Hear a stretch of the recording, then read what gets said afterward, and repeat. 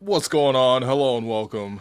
I'm your host, Wayne Blue. I'm joined by co-host Alex Wong. It doesn't matter who we are, okay? Because we got a very special guest in the building. We got a champion in the building. Alex, I know you got a special intro for these special occasions. I'm going to just throw it off to you, man. Special intros for special guests only. Fold your cards if you're playing poker against him because he successfully bet on himself for over a decade. The only president in the U.S. I currently support. Call him Freddy Krueger because it's scary hours when he pulls up from three against the Bucks in the conference finals. Call him Beyonce the way he shuts down stadiums. Just ask Oracle fans who went to Game 6 of the 2019 finals. Call him Jay-Z the way he represents The Rock, but we're talking about Rockford, Illinois over here. He went from undrafted to unguarded. We're joined today by NBA champion, former Raptor, Fred VanVleet. What's up, Fred? Man, that's pretty good. That's pretty good. I like that. I'm gonna have to take Yeah. you on the road with me, man. You gotta do Yo, all the let me know. intro.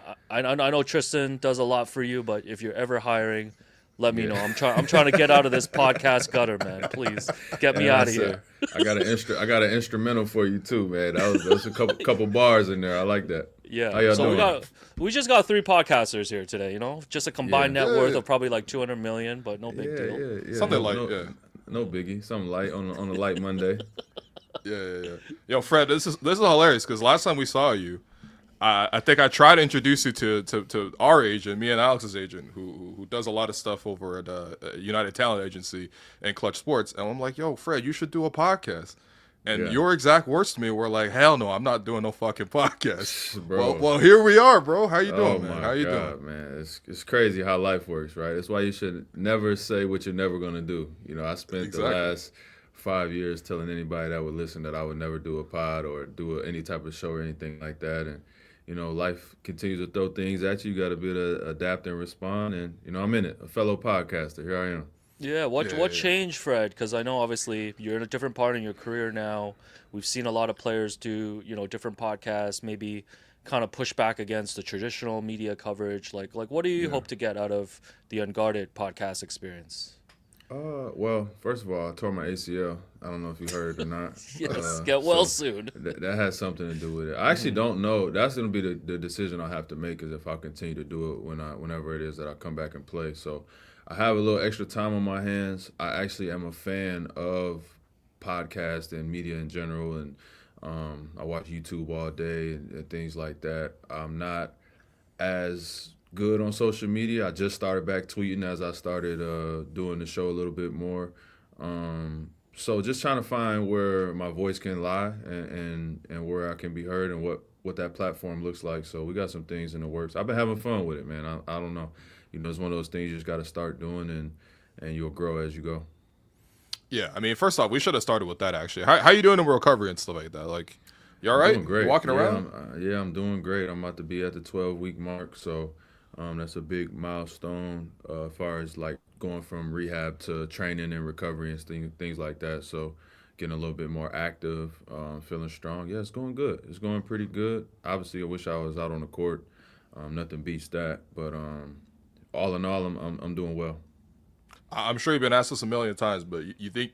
I mean, the Rockets are doing great this year, man. I think you guys can Yeah. make a huge run in the playoffs. You guys already were there the last couple of years, but you think you'd be back for the playoffs? There's a possibility, and Ooh.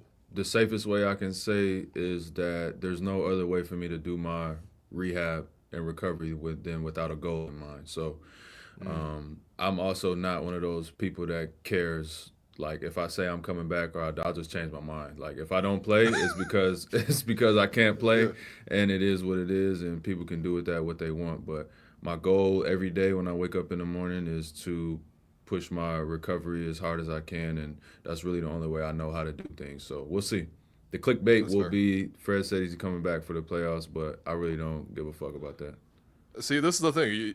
This is why we said you should have a pod because like Yeah. nobody was more media savvy than Fred VanVleet, bro. Like, Yeah, it's cool. It's different when you gotta come up with topics and speak on other people. But I'm pretty good at yeah, talking about myself. yeah. No, I've been tapping in, man. First two episodes, you know what I mean? They're, you be taking fan questions. I know you got a special guest coming too. I couldn't Yeah. really tell who that special guest was, but I think I it's guess we'll have Dylan to Brooks. My guess is Dylan Brooks. You I know think what's it's Dylan crazy? Brooks. It was crazy is we had an argument about that because I could barely very clearly tell who it was because Really? I know who it is, but I've been laughing all day today that nobody knows who it is. So it's great. I'm looking forward to that episode coming out. So we're gonna do a little bit of everything. We'll interview some people that want to be on the show. Obviously, talk to some fans, which is the best part of the show, the coolest part to me. And then, topics here and there and get my shit off however I need to for where I'm at. So it's been good. It's been a good outlet for me. It's been therapeutic and, building the platform and building our voice out a little bit. Yeah, no, we know you got incredible connections across the league. I mean, the other thing that changed since the last time we saw you at Summer League was this guy became NBPA president, man. We got the president in the building, man. Damn. How did that come about? Oh, man, that was crazy. I feel like I was kind of like walked into it a little bit where my input with the PA has lessened, probably since COVID and things like that. I used to be very involved. Kyle was always super involved, and I learned a lot from him. But he never put a title on it. He just, liked to be involved and gave his opinion on things. So I used to get all my info from him, which was interesting. And then as time got closer, just some of the relationships that I have, the opportunity presented itself. Would you be interested? Yeah, sure. I think so. I think it's a good time for it, going on year 10. And then, within a couple weeks, we were there at Summer League, and then it was like, oh, shit, it's real. You know what I mean? I didn't really realize it was real until the news went out, and I was like, oh, this is kind of a big deal. You know what I mean? It's a big deal. What do you mean, man? Like, but I wasn't going into it with that. I was more so going into it with the mindset of like, how can I help and what do I bring to the situation? Because it's such a big operation that people don't realize, what the union actually does on a daily basis. And then I think our EC right now is 9 members. So like, I'm just the face of our executive committee. So I wasn't looking at it like I'm the president of the United States. It was just more so like, how can I help, where we are in the league and help our guys out. Yeah, fair enough. I mean, I don't have to tell you this, but just for the audience to appreciate, like, I think the good thing with you being president is you can relate to pretty much every player in the league, right? You came in undrafted. You had to fight. Like, I remember you had to fight for that 15th spot, bro. You were fighting against, like, Brady Heslip. One of them was, like, one of the referees' kids. Drew Crawford. Yeah. He's the son of Danny Crawford, which is crazy, bro. Like, he was good too. Yeah, he could hoop. He could hoop. I thought the Raptors brought him into camp so they can get some better calls. You know what I mean, from the refs. I wouldn't be mad at that. That's probably smart. Yo, does Scott Foster have a son, man? Let's get that signed up, man. Hey, whatever works, whatever it takes, man. I'm with it. Shit. That's what I'm saying. But you have to make that 15th spot. Then you obviously have to scrap your way on the bench. And then you become, like, obviously a prominent piece in the championship run. Then a starter. Then you're making the max. You probably got the first, like, undrafted guy to make the max. In Houston, you've proven to be successful in multiple places. Like, I feel like that allows you to relate to, like, pretty much everybody in the league. Like, you can reach across the spectrum and talk to whoever. No doubt. And it's a unique perspective. And not that it's the only one or the most important one, but I think it's also one that we haven't had in this position. And there's a lot of voices that are unheard. There's a lot of business that's being done that the guys don't know about. But it's more of a time for us to come together after the last CBA negotiations and how things went, and everybody had a lot of shit to say after the fact, and maybe not so much during the things that were going on when we need the opinions. So it's probably just a good time for us to come together and be unified more as players, so we keep our voice. And that's just something that I'm naturally decent at, is just cutting through kind of the bullshit and organizing and trying to unify our guys. But that was actually my so after all of that, leading up to it, we get in the thing because it has to be voted on. So like, we get in the meeting and guys are voting and they're like, well, you gotta give up and you gotta stand up and like vouch for yourself.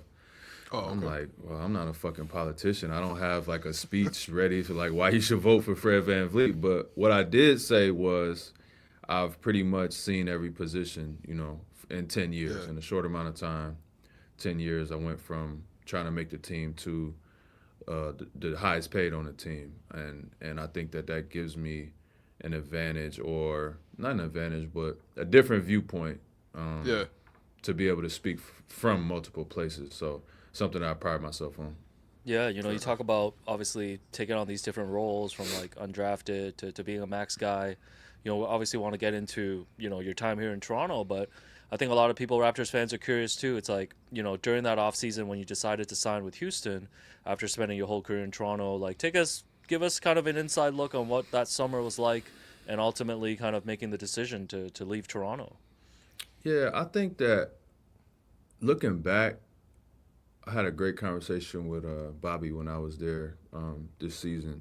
So looking back, I think I have a better perspective on it than I did when I was there naturally. But what I will say is I just felt like I saw the writing on the wall before everybody else.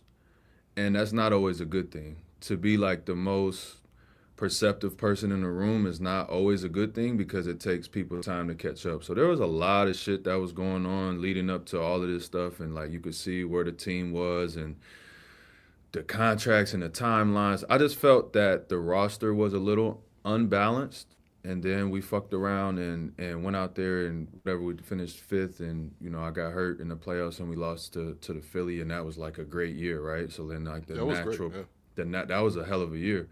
We struggled all year up and down, and then we got hot, and then we made it to the fifth seed, right? So that was viewed as like a success, and so naturally everybody's still high off a championship. You want the natural progression to be like, okay, well, you were fifth, now you got to go up, which is not always the case, especially in this business. So coming back that summer, working hard. Obviously, I hired a strength and conditioning guy because I was hurt and trying to get my body together, coming up into a contract year or an extension year, whatever the case may be. And pretty quickly could see that it was not going to go the way that I thought it was going to go. And so that started early, right? And then, we started the season off probably not in the best way. And we just never really got our hands on it. We never got a handle on the situation. It was a disappointing year for everybody, especially me. But if you look at it, sometimes this is just how it goes in sequence, right? So maybe I was too early. I could have waited and waited it out and signed an extension that I didn't want to sign and get traded halfway through the year, and maybe would have took a little less flack than I did. But at the same time, I ended up leaving. Nick obviously was gone. Pascal gets traded. OG, like everybody kind of, it flowed in order in sequence, and things start over and you start fresh, you start new again, and the team is back being really good. So the business works in mysterious ways sometimes, and when you're in the moment, and everybody had attachments to players and the championship, I think that all of that had to do with it. And if I could say one thing, I feel like we were all like Masai's kids, right? So if you think about it, like I have children, people who have children can attest to this. Even if you have a favorite, you're not supposed to come out and say you have a favorite. And I think that we were all it was Masai. OG, we know. We were like, I don't know who it was. We were all like Masai's kids, and it's hard to just be like, well, this one is the one, and this one is this one, and this one, and so it was up to us to figure that out. But for 1,000 different reasons, it didn't happen that way. And ultimately, OG got $200 million. I got paid. Pascal got paid. Nick went on and found a happy home where the shit worked out how it was supposed to work out, and it sucked in the moment. But long story short, everything worked out the way it's supposed to. Well, I think that's a tough thing for Raptors fans too. Obviously, the organization's moved on, different roster, but it's like, look at the way you've, been successful in Houston. Look at Pascal making the finals last year. You didn't mention even Norm, right? Norm's been balling out like everywhere he's been since he's left Toronto, OG being a key part. There's just a lot of what ifs, and there's such an attachment, like you mentioned, to that group because you guys did something so special here. And it's tough for fans to move on from. Yeah, I mean, listen, there's a lot of things you can look back on in hindsight and say, well, maybe we don't trade Gary for Norm in the middle of the season, and maybe we just pay him. Maybe we just give you could go back down the list in hindsight, but ultimately, these guys are doing a job, and their job is to try to put the best team available and make it work as shit is moving in motion. And I will say one thing that nobody ever talks about: the team was being sold during this whole process. Right? No one talks about that. So what kind of impact does that have? Well, explain that for us. The checkbook isn't open. There's not a bunch of blank checks being written while you're in the process of selling a team. right? So if I'm looking at my roster and my best asset is the youngest guy on the team who is, you know, projected to take off and to be a guy that I know I have to pay 270 to, do I want to extend Pascal at the max? Do I want to give Freddie 130 or whatever the fuck he wants? Do I want to give OG 200? I don't know. I would imagine that at some point when you're having budget meetings, these discussions are being had, and that's something that fans and even players are not really privy to. But nobody ever talks about the fact that there was a huge transition in the middle of all of that, and it's just like, Freddie don't pass the ball, he's selfish and he's trying to get paid. that's what it boiled down to, and I'm just sitting there like, all right, fuck it, you know what I'm saying? It is what it is. First off, I mean, this is why you're the president, because nobody, I mean, we sit here every day like idiots talking about the Raptors every single day, what goes on, and we never even once brought that up. I never heard anyone else in this market bring that up too. But the other part too is just like, I think the reason people even still wonder about this is like, there is that attachment, but at the same time, like, we hate how it ended, man. Like, you guys were such proud champions, like all of you, like we loved all of you guys, you know what I mean? And we still do, but like, I feel like that group just had this momentum and this ending, and it just couldn't really take off. And like, man, you speak to that last year in Toronto. Like, I remember, bro. Like, we were on air every day, being like, "What's going on with the team? Like, how are we under 500 the entire time?" When we looked at the talent on paper, you guys were supposed to be good. You know what I mean? Yeah, and you know, and in a vacuum, me, Pascal, OG, Scotty, Jakob, and Gary Trent, and with some young guys, Precious, and like, that's in the East, shit, that's the top 4 team. You know what I'm saying? Exactly. But like, you underperformed. There's a lot of there's so much more to the game than just the paper, and you got to have the right vibe. The culture is everything. Your habits on a daily basis, and the business and the management, it also plays a huge factor, especially in today's world. So I just think that shit was kind of unraveling as we were going, and as fans, you're watching the game and you're following the commentary as it goes, and it's like that's where your focus is. But a lot of times, there's a lot of shit going on behind scenes that people don't know about. And as the starting point guard, it's my job to take the bullets. It's not my job to stand up and say, "Well, this is what's actually going on." Hey, you took the bullets that year, man. No, but I mean, we wanted to ask you about that too. You mentioned that earlier. It's like people were like, "Yo, man, Fred's taking all the shots. Like he's doing this and that." It's like, you know, you had accomplished so much here in Toronto, and now you got trying to enter this post-championship era, and there's like this backlash from like a certain segment of the fan base.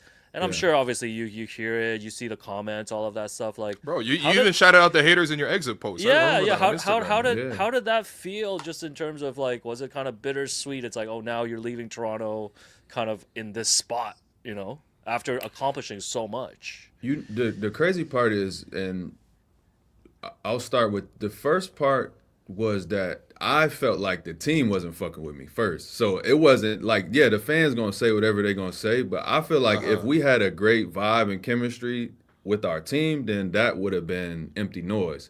But it's like, I feel that when I come to work every day, and then it's that from the fan base. It's like, okay, cool. Maybe it's just my time to roll out. You know what I'm saying? So as you go, you get in your own, and some of that could have been just me overanalyzing the situation, which is totally fair. But I think losing brings out the worst in everybody. And I said that before, whether that's me, whether that's coach, whether that's another player, the fans, like, nobody wants to lose. It's all fun and champagne and everything when we're winning and we're winning championships. So I'll just attribute it to that, man. And I think that our fan base drastically grew after we won the championship, especially online.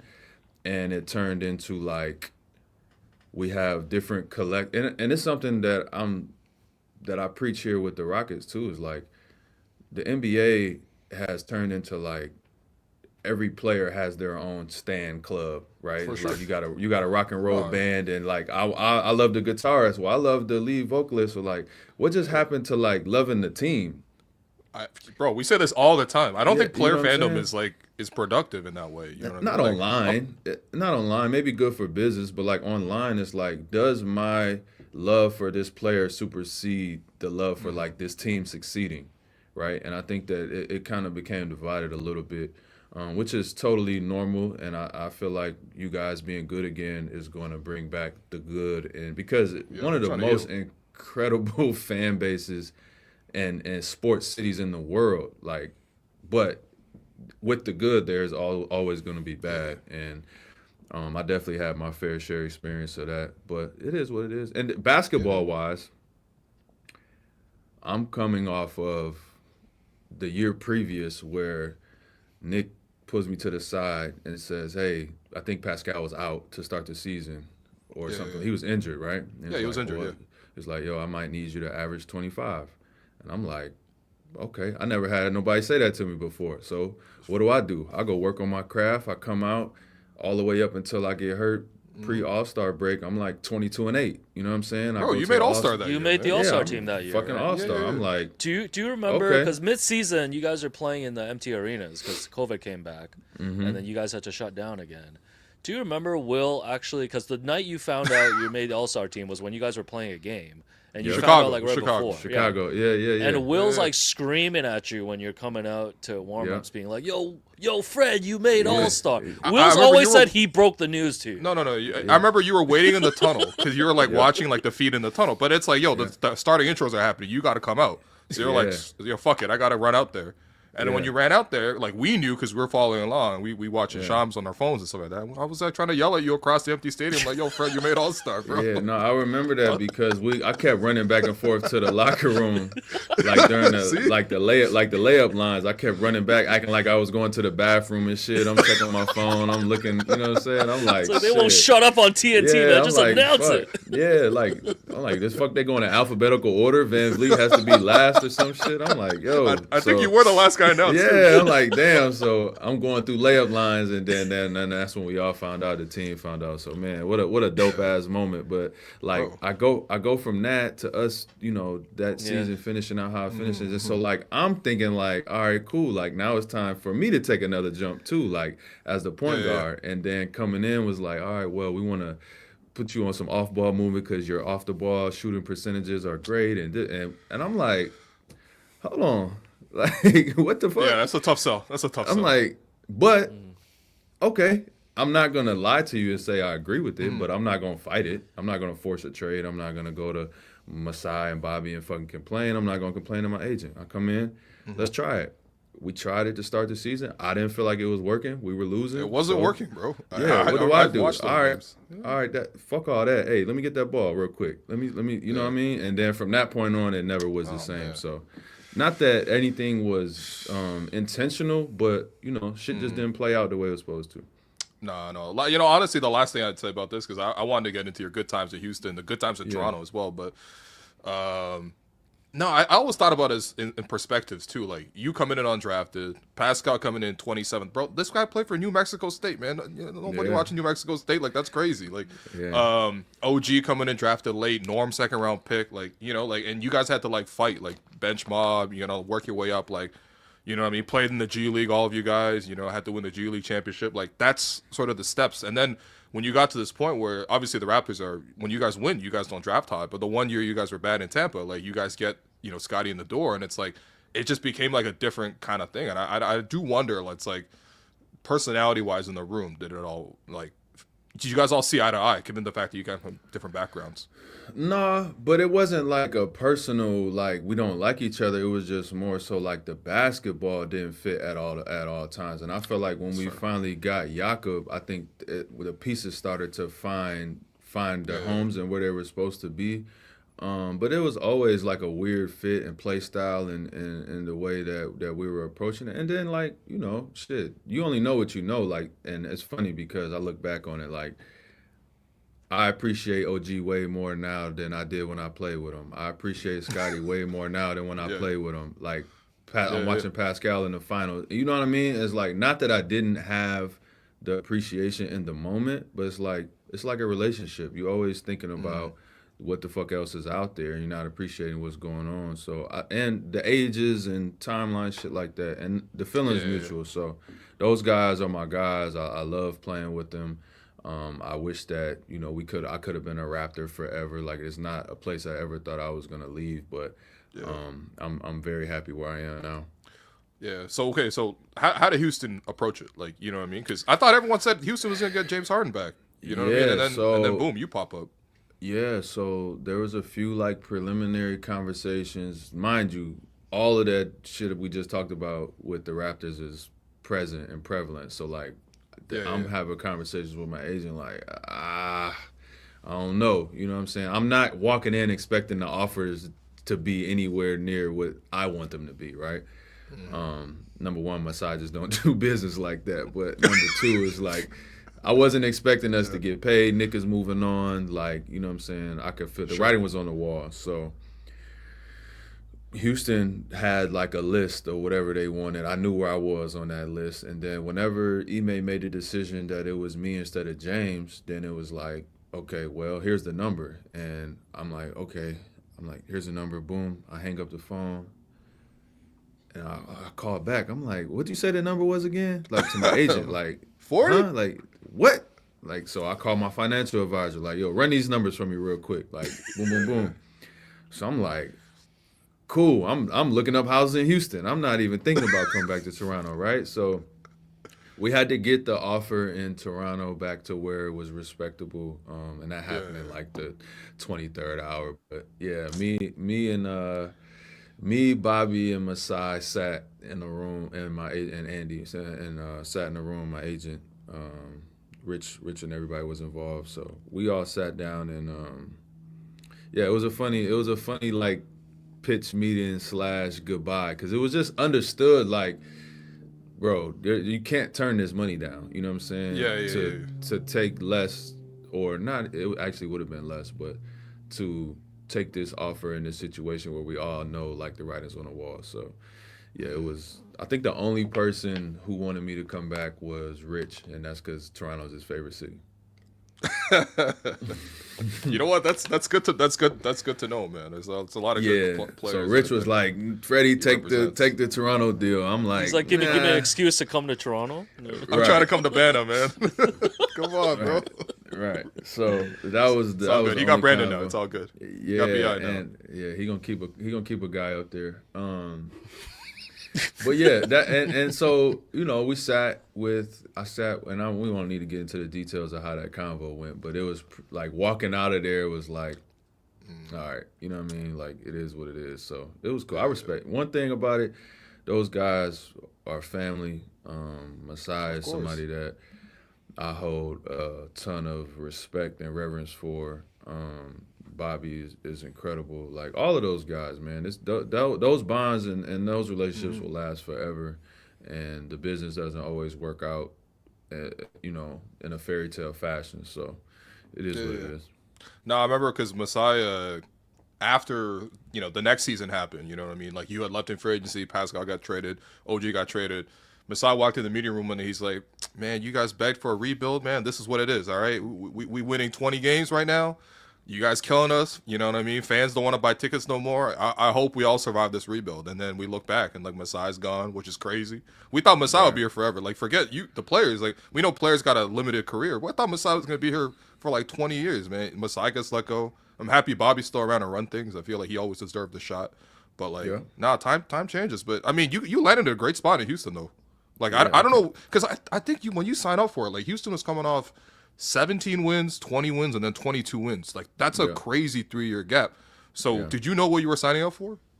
Yeah, because you got to remember one of those years they beat us and like they had a crazy losing streak or something. It was like 20 games in a row. I think they beat us, and then the following like we kept struggling with them when we came to Houston. Yeah. Fast, athletic, running and jumping and flying around, and then we get Amen in the draft, and so just from my conversations with Ime, I knew like that's half the battle, right? It's like what's the leadership like? Bringing in me and Dylan with Ime, with the young group that we had, and then I think at that time they were trying to get Brooke Lopez, I believe, or something like that. So it's like, okay, we got enough. Cool. I'm gonna go here. I'm gonna turn this shit around the best way I know how. And when I got with the guys, I'm like, oh, we got something. Like I knew it right away because there was coming from where I was at, where it was like I didn't really know how to deliver the message. I had to worry about feelings being hurt or different conversations that were being. It was so much other shit going on to like coming here was like everybody's like, okay, just tell me what to do. Like, you know what I mean? Like, what do we need to do? Yeah. And I'm like, all right, cool. This is easy. Like here, and the fucking talent is out of this world. I mean, 7 guys. I think under like 21 that first year. So they drafted really well, and they end up building it, right how it's supposed to be built. So it ended up being a perfect fit. Yeah. You, Dylan, I feel like, Dylan's gone now, obviously, in the trade for KD, but, Dylan's still doing this thing in Phoenix. I think, like, that's the thing that, for a lot of teams, like, it's hard to, you either have culture or you don't, you know what I mean? And there's only a couple players in the league that really, like, can implement culture. You know what I mean? Like, even Toronto, like, after you guys left, they were like, yo, we need to bring in Garrett Temple just to sort of show the guys how to work out. What it's like to be a professional. You know what I mean? And I feel like a lot of young teams need that. Also, like, players get credit and blame. We should. We're highly paid. We're celebrities. But culture starts at the top, bro.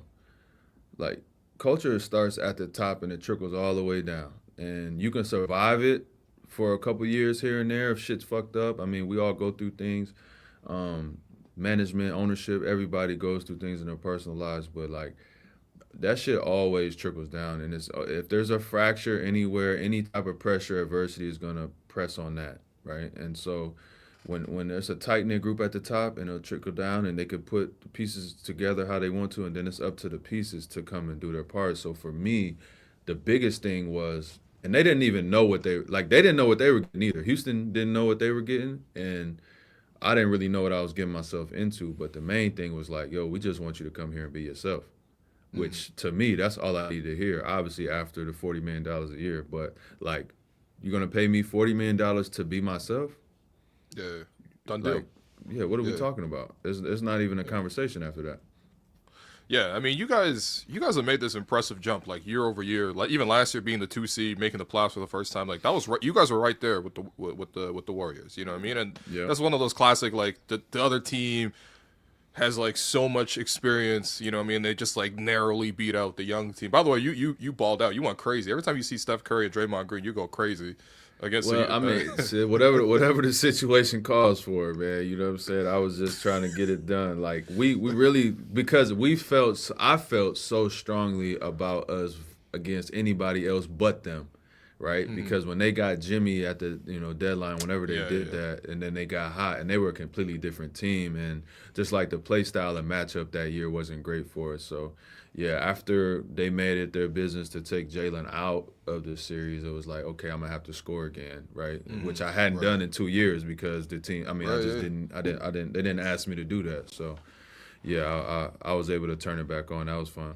Yeah, you be going from doing a podcast with Draymond on a Monday, and on Wednesday he's like kicking in the balls at like game 7. Draymond is crazy, man. No more pods with him, man. You guys gotta like pull something from him. He's actually a great friend. Like, he's actually a good dude, man. And if I wasn't who I was, then our relationship would probably be a lot different. But like, literally the first person to call my phone when the news broke of me tearing my ACL was Draymond Green. The very first person. Like, that's real. Obviously, I told my friends and my family prior to, but I was at the doctor when the news broke, and my phone rang. Like, the second Shams put the tweet out, Draymond called me. So he's an interesting guy, man. I'll just leave it at that. Well, I think I fuck with him though. I respect him. I fuck with Draymond too, bro. I cheered when he stomped on Sabonis' chest, man. I'm like, get him. That's enough. That's enough of that. No, but I think Fred, like, you're one of the guys that gets that respect. Like, you can tell that other players obviously respect, not just your game, but your journey and stuff. And it's like thinking about you guys adding KD too. And like, we always look back at when KD came back, during the finals in Game 5, you guys having that little stare down. Yeah. And but KD has talked about you so much, like, over the years, about how much he respects you and stuff. What was that like? Finally, obviously I know you're injured right now, but like getting KD on the team and being teammates with him, what's that experience like? Man, it was dope because, again, like, and I'm only going to keep referencing this because this is what you guys do. This is your market, but like, how many trade rumors did we have in those last 2 years where it was like time to try to upgrade the team, right? And like, so if maybe we want to play hypothetical, like maybe if we just move one piece earlier and you keep 3 other guys instead of losing all 3, right? So it's like when I got here, building through the first 2 years, it was like, damn, this is fun. This is like AAU practice again. This is the most fun I ever had was the last 2 years of basketball, like in my life. So much fun. The guys play hard, high flying, running around. Team camaraderie is great. We're hanging out. We're building. Everything is new. We're fucking celebrating shit that don't supposed to be celebrated. Like, we're just having fun, bro. There's no expectations. And so all of that's great. But in the back of my mind, I'm like, I just want a chance to compete for a championship again, bro. That's all I want. That's all I want is to get back to the fucking promised land because I've been there and I know what that feels like, and there's nothing better in sports. So when that opportunity came and then went through, it was like, all right, cool. The last time I had a fucking top 5 guy all-time, greatest all-time type of player, I won a championship. That was the first thing that rolled through my mind. Of course. It was like the last time I seen one of these type of guys, we were celebrating a championship. And so that's where my mind went. Man. All right, let's talk about that championship then. Let's talk about that championship because, actually, let's start with KD. So you guys are up 3-1. You guys just go to Golden State. You guys win both games on the road there, and then you come home, and the whole day was about like, yo, man, is KD gonna play or not? Like, be honest with us, bro. Be unguarded with us, bro. Were you worried? Were you like, damn, bro? Were you checking your phone like, yo, Sean, let me know if KD's gonna play tonight? Yo, we actually just talked about this. It's crazy, but not worried, but it was just like it became such a thing that was like we felt so good up until that point, right? And I need you guys to look this up because I remember in that year it was something like how many quarters did we win? Because we lost game 2, right? But like in 4 games we had won most of the quarters. And that's what I kept thinking about was like, yo, we're actually dominating these dudes. I think the stat is you guys lost 2 quarters. I think that's what it was. Yeah, so you guys lost 2 quarters. We were like dominating these guys. And so him coming back was like an ace in the hole for them that would just like equalize everything. And so all the way leading up to that day was just the stories like, is he going to play? And so I remember the conversation leading all the way up to the game. And then when we were just kind of waiting to see how Kawhi was going to react. Because whatever he do, we following him. Because he the one that got to deal with him. So absolutely nothing. He's just same facial expression. Yeah. Right. So he was Y was locked the fuck in. He was locked in. So he was like, all right, cool. He ain't tripping. We ain't tripping. You know what I'm saying? And this is the young guys, by the way. I'm only ever speaking for like me, Norm, and P.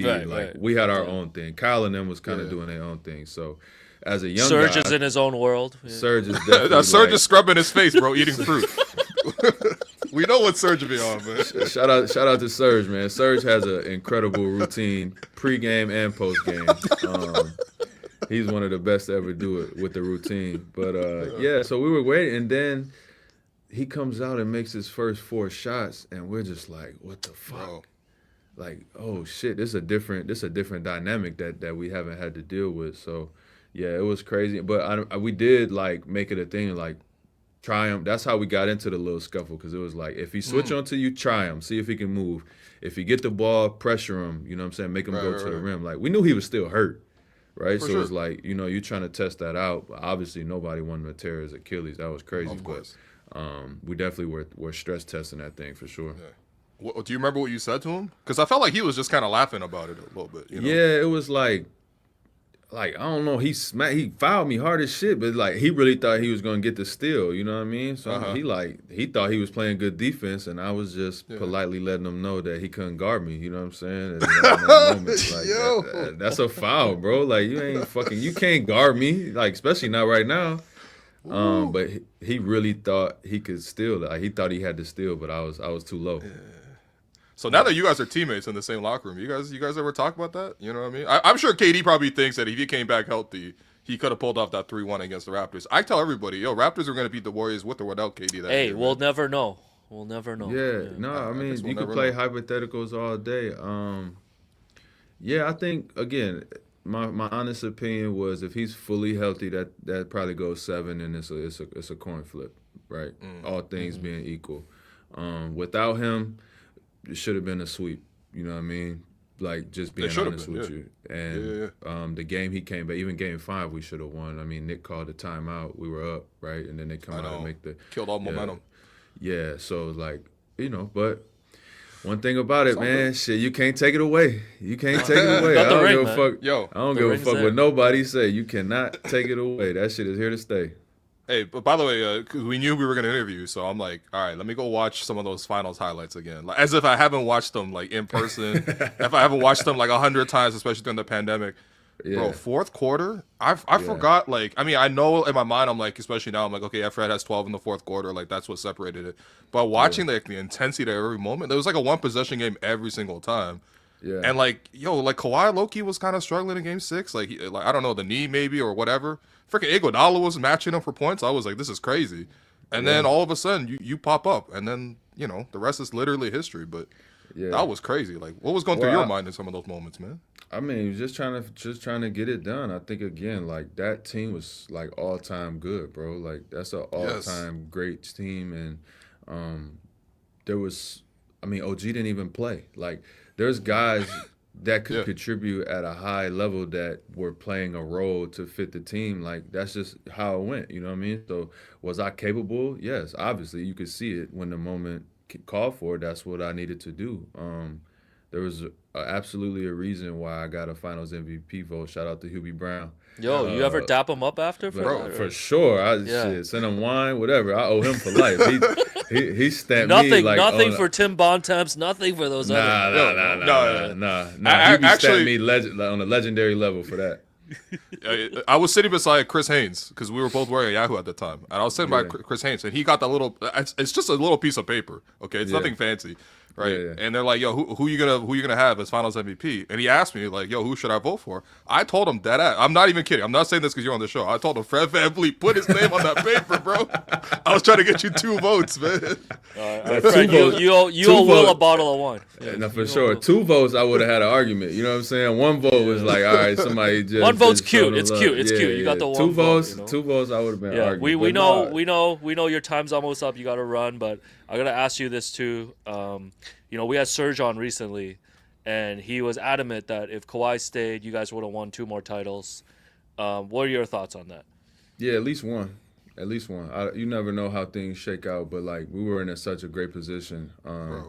There was 2 things that happened. Was like he left, and we were all like, damn, bro, like this team is so good. We were so good without him, right? And so just having him was the ace card in the playoffs that we knew we needed. And that's all we really needed him for. And all he needed us for was to handle the regular season. So it was a perfect match. The medical and the management and the coaching does not get enough credit for the job that they did. That staff was 4 head coaches, Nick Nurse, Griff, Sergio, and Nate Bjorken. We had Phil Handy behind the bench. You got Alex Silver and Scott handling the medical. His medical, everything was just positioned perfectly. And so how good we were, we come right back, the bubble year, whatever, that team was good enough to compete for a championship without him. So, but he left. I got paid. You know, you were the only one who got paid off. Yeah. I mean, listen, you win a championship, everybody gets taken care of. So it's not like things were all bad, but 1,000% that team was in a position to compete for at least 2 more years after that. Yeah. As a player though, like whatever, obviously Kawhi wanted to go home, all those reasons, right? But it's like as a player, you just won a championship with him, and he decides to go to another team. Like you feel a way about that of like, yo, why aren't you staying on this team? Like, we know we've got what we need. This is like, no one has ever walked off the team after. But that's what I'm saying. Like, did you guys feel a way like, man, like, you're not going to come back and play with us? Like, we just did the whole thing. No. And the only reason why is because he did what he came to do. Yeah. Yeah. And he said it from day one. I'm not staying here. You know what? He never said he was gonna stay. So from day one, I don't know why they traded for me. I don't want to be here. I'm not staying here. Now, Toronto put their best bid in, man. The city bowed course. down like we've never seen before, man. You know what I'm saying? And so, yes, as for us regular people, we can look at it and say, man, how could you leave that? You know what I'm saying? But his mind was made up, man. Kawhi is Kawhi. I thank him eternally for helping us win the championship and carrying us to a moment to where I could be solidified and go on to make a ton of money, and we're forever indebted to him for that. But yes, you could look back and say, oh, we wish he would have did this, we wish he would have did that. But I'm just thankful that we got it, got the job done. You know what I'm saying? No, he changed a lot of people's lives. Oh, for sure. I mean, like obviously Kawhi was already a champion, but that's the best we've ever seen Kawhi play. You know what I mean? For sure. It cemented all of you guys as a team. It made you guys into household names. I mean, but I think the biggest guy like it impacted was Kyle, man. Like Kyle, that cemented his legacy right there. It's like now when we think about greatest Raptor of all time, you can make the case for DeMar, you can make the case for Vince. You know, I don't know. You can try to make it for Chris Bosh if we want to, but realistically, everyone's answer is Kyle, and it's because of that championship and what he did.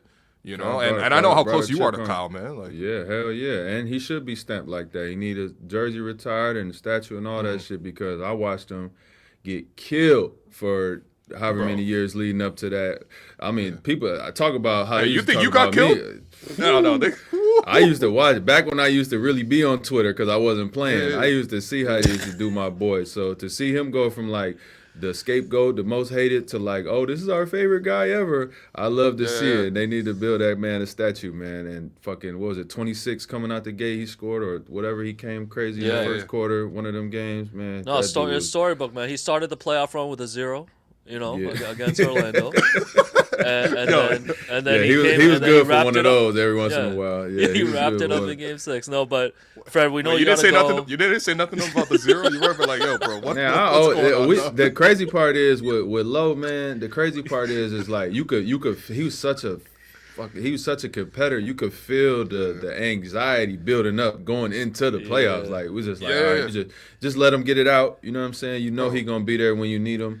And I will say, I don't remember what series it started, but he started like he had the thumb thing, so he was like going through some real shit every game, like in injections and all type of shit. So that dude was a soldier, man, ultimate competitor. But we used to definitely like, all right, come on, bro, like the 0 is crazy, like just shoot it 30 times. But he was such a magician, like strategic, like it wasn't such a big thing to him.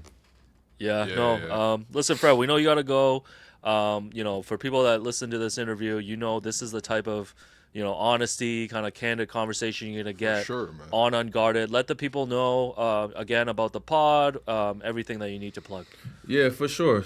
Come see me wherever you can see me at. It's easy on my socials, YouTube. I think we're just getting everything on the audio, Spotify, Apple Music, and all that shit. But, man, I'm not doing it to go get 1 billion streams. Hopefully that happens. I'm just doing this for an outlet for me, talk my shit, people that rock with me and support me, that's been with me my journey, to hear a unique perspective. And stay tuned. We got a really big interview dropping this week, so it'll be a good week to get signed up and subscribe this week. So everybody subscribe to Unguarded.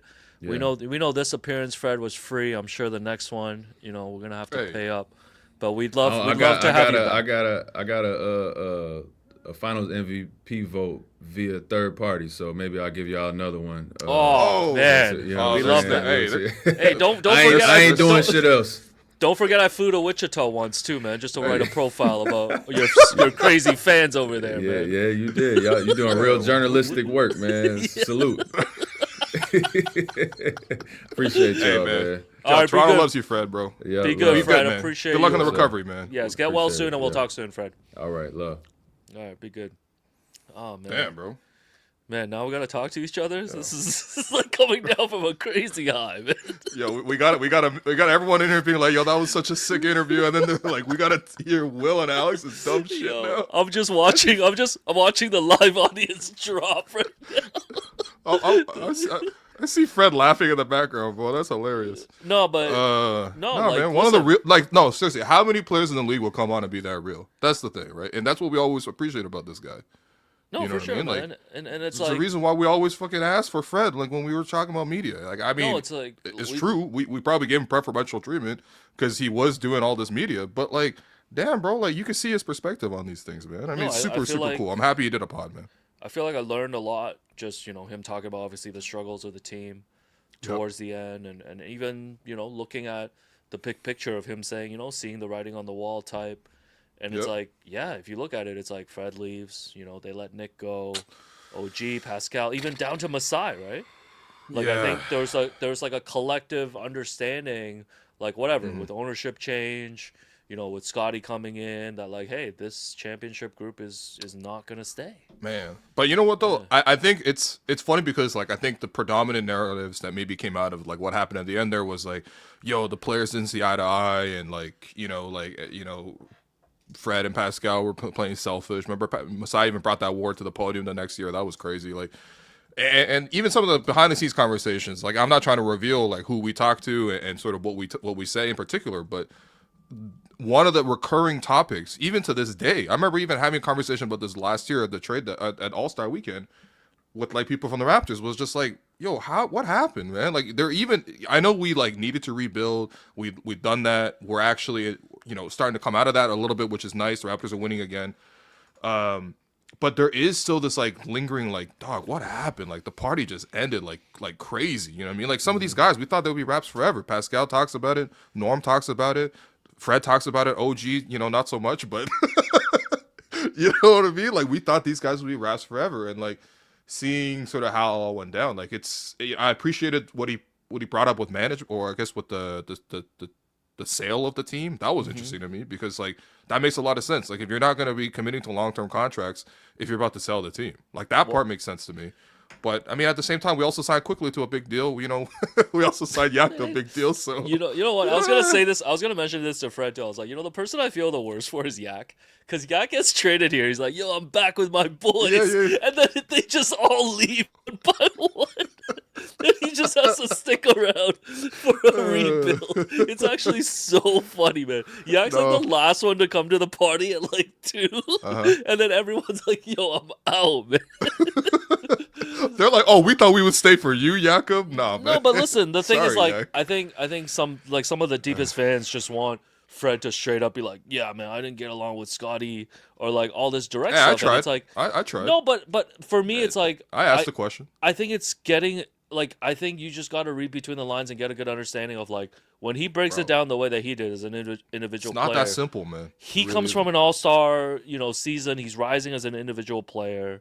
And then we remember that season, the DR DeRozan season, when Fred really struggled man. at the start of the year. And it's like, I didn't have he the was heart to being ask put- him about DeAndre DeRozan, man. No, but he was being put in a different role. And then things just kind of spiral. And people's got contracts going on and stuff. It's like, it's not that hard to kind of put all these pieces together and understand why it didn't work out. But I think, like Fred was saying, with like the culture today of like individual players and all this stuff, it's like people just want it to be blamed on one player, or people just want it to be as simple as like one player versus another. No, it was a collective failure by that whole team, and maybe it starts with front office, maybe it starts with the coaching staff too. Yeah. No, I mean, but that's the thing. I was listening to it a little bit on episode 2 of Unguarded, preparing for this. Yeah, I heard that. Yeah. And Fred literally says, quote, I always want to take the blame for everything. And some of Yeah, it was warranted, yeah. some of it wasn't. And I'm just like, man, I really hope that, like, I mean, Fred's mature. He understands. Like, you could tell how much he loves. I mean, he even said he wanted to be Toronto forever. But, like, Yeah. I think the thing for me is just, like, I hope it didn't really sour everything on the way out. You know what I mean? I still sense a little bit of, like, because when you leave, like, there's, like, Of course. a little bit of lingering bitterness. Sometimes I sense a little bit of that with Pascal, a little bit of that from Norm. You know what I mean? Hey, nothing. Can we say what we heard Norm say one No, time? no. Nothing. can't? Nothing like 200 never mind. million or whatever can't soothe over. But Yeah, you Fred's know, like, oh man, I got 200 million tax free. Like, I can't believe it. No, But but Will, he's in a you good know- spot, and I want No, these guys to be he's all good. good spots, man. I root for these guys to this day, bro. yeah, no, for all sure. these And guys. and They're you our know, guys. We'll chat for a couple more minutes here. But Will, I want to let you know when the schedule is packed and the scoreboard is tight, the pressure can feel real, but the chill doesn't have to disappear. Following your favorite NBA team can be stressful, but your choice of beer doesn't have to be, because Coors Light always delivers mountain cold refreshment. So when I'm watching the Raptors, things can get intense, especially given how close the standings are in the NBA this season. And that's why having Coors Light's Mountain Cold Refreshment is the chill choice. Coors Light is cold lagered, cold filtered, and cold packaged for a smoother finish. So when the game heats up, why not make the chill choice by grabbing a crisp, refreshing Coors Light? Find Coors Light near you and visit CoorsLightShop.ca. Must be legal drinking age. Celebrate responsibly. Celebrate responsibly like the 2019 Raptors, man. Yo, I'm glad. Oh man, I'm we need glad- part two. We I'm need glad part two. you- I got a lot of. There's a lot of meat left on the bone. Oh, there's a lot of meat. This ain't Joel Embiid's knee. No, but Oh wow. no, all the LeBronto stuff I think is interesting. Like just Yeah. going through the battles.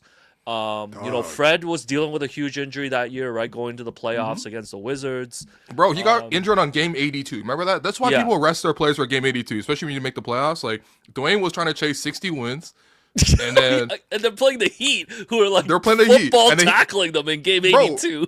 I don't know why Bam Adebayo was setting moving picks on game 82, but he Yeah. like set a moving screen. Fred got injured on the shoulder, Oh, and like my you know, God. like he barely even played in that Wizards series. But Yeah. nah, I mean, you could always play the what if. Like I honestly think that like if the Raptors overcame Cleveland that year, I don't think we win the championship because the Warriors would have just absolutely clapped us. No, that's fair. No, that's fair. No, That's fair. but like I don't know if they make the Kawhi trade, and that's the thing. When you think about the Raptors like team culture, like it built to this like crazy crescendo, right? With like Yeah. Kyle, DeMar, Dwayne, what the three of them were able to do collectively, and then building along these young pieces like the bench mob and like Fred and Norm and OG and Pascal and Jakob.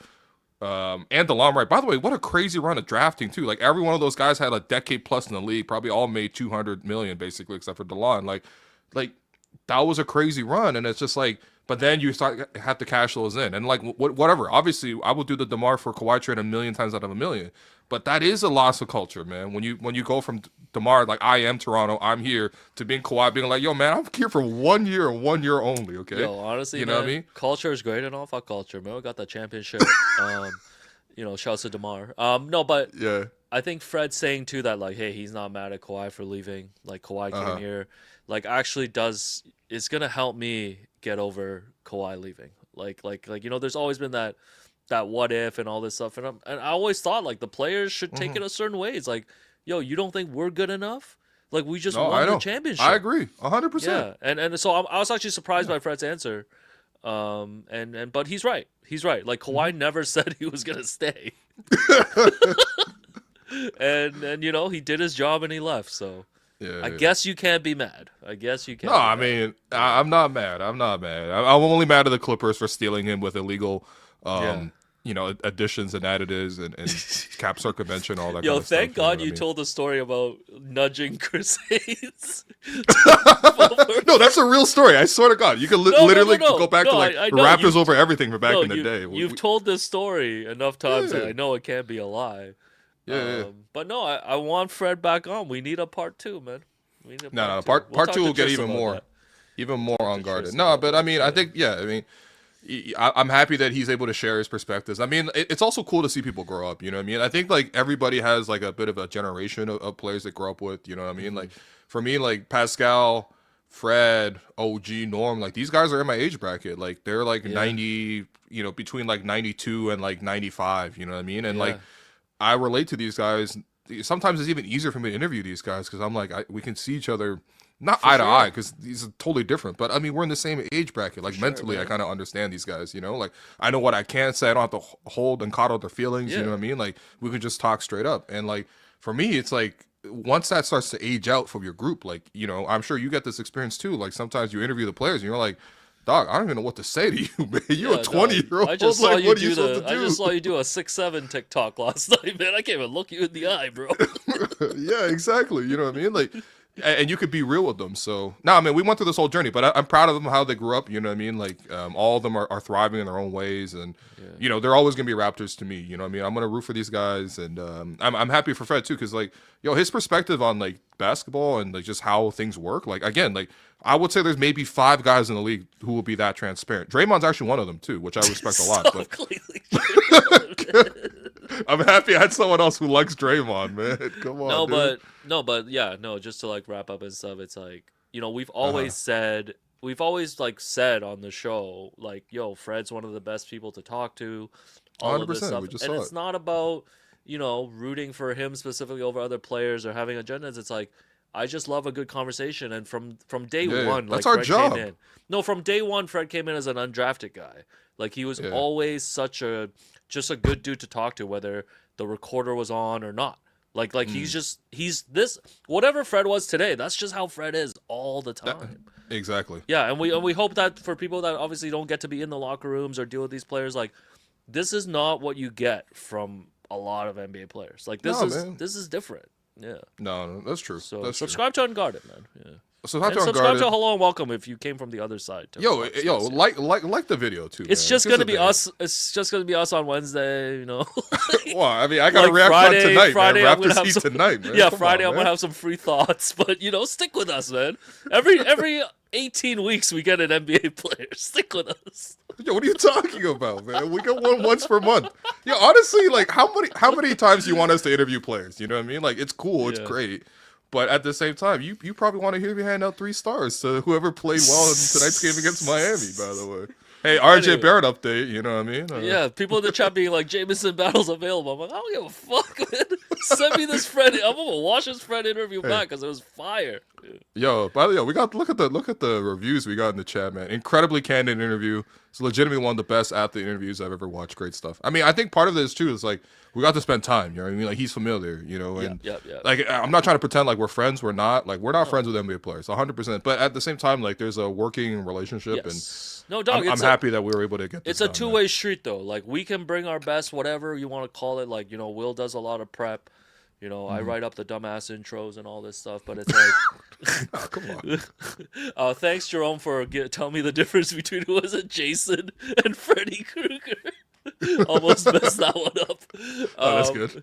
No, but it's like it's a two-way street. Like the athlete has to be open to be a good interview. Of course. You know? Of course. So, but like, you got to I give- develop that relationship over time. Yes. You know what I mean? Like Yes, a regular yes. person can't just roll up on Fred and ask every one of these. Yeah. You know what I mean? I hope not, because otherwise, what are we doing? Yeah. No, for real though. It was dope, man. it is putting in the work. But all right, that's it. That's enough self-glazing. Hey, appreciate you guys. Yeah, Like the appreciate you stream. guys. Like, subscribe, please. Send people this interview. I think Raptors fans, would want to definitely check this out. Yeah, of course, man. And yeah, we're gonna make 800 clips out of this. Well, yeah, you'll, if you don't watch the whole interview, you'll watch the clips, okay? yeah. So we'll post game. Will's got you tonight, and then we'll be back later this week with. more Oh, stuff. you're not watching Raps Heat tonight, man? Come on, dog. Yo, well, I'll see you on Wednesday, man. Yeah. What we gonna talk about? The NBA Cup Finals, probably. Hell yeah. Yo, by the way, Wemby, bro. Woo! Starting a new Okay, pod. man, Just we're kidding. not starting a new conversation. End stream. Somebody end the stream. Thanks to Tristan. Thanks to Fred VanVleet. Tristan, man. Shouts to Jerome behind the scenes. Karem, our intern, for Of doing course. nothing today. So appreciate everybody. Love you guys. Bye.